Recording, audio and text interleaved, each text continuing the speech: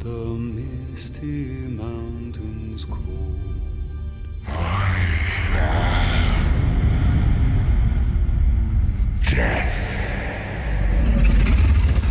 Hey everyone, this is Sean Wist with a video review of The Hobbit, The Battle of the Five Armies. Now, I can tell you right off the bat that whatever you think of the first two Hobbit films is more or less what you'll think of Five Armies. I felt the first two were okay, if not a little long and somewhat emotionally shallow, but fortunately, I had a lot more fun with this installment.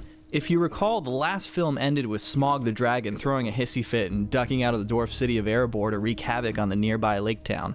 Right off the bat, this film opens with his fiery assault, and for those of you who read the book, you know how this all turns out.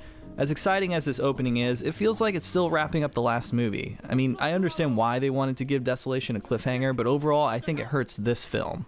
With their lake town destroyed, the men and women seek shelter near Erebor, which is now home to Thorin Oakenshield and the rest of the dwarves. Thorin turns his back on everyone not of his kind, succumbing to what's called dragon sickness.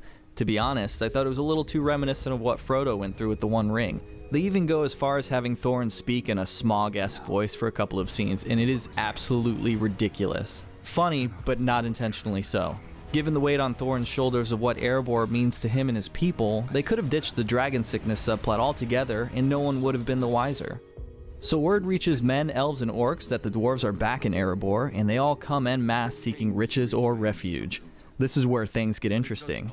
The Lord of the Rings touched on the shaky relationships between the different species of Middle-earth, and while those movies focused more on the world of men, this one focuses a bit on dwarf and elf politics. It's actually more interesting than it sounds, but it's not long before the proverbial orc shit hits the fan. If anything moves on that mountain, kill it. The battle itself encompasses a massive portion of the film and is pretty awesome to see up on the big screen.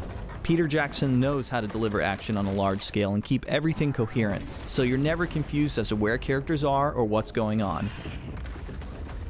Unfortunately, one of the film's biggest faulting points is when it tries to deliver the emotional goods. You're sitting there watching tears falling in slow motion and Howard Shore's music coming to a grand crescendo, but you feel nothing. And that's the biggest transgression that these Hobbit films make, a lack of a real emotional connection with its audience. This film is no Return of the King as much as it wants to be. How shall this day end?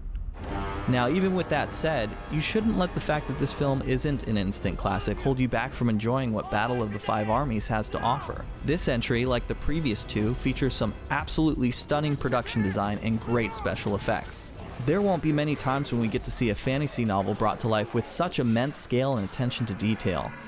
And there's absolutely no doubt that the cast and crew poured their hearts into this movie. When the final scene ends with Bilbo arriving home and feeling bittersweet about his journey being over, you may even feel the same way. I'm giving The Hobbit, The Battle of the Five Armies a 7 out of 10.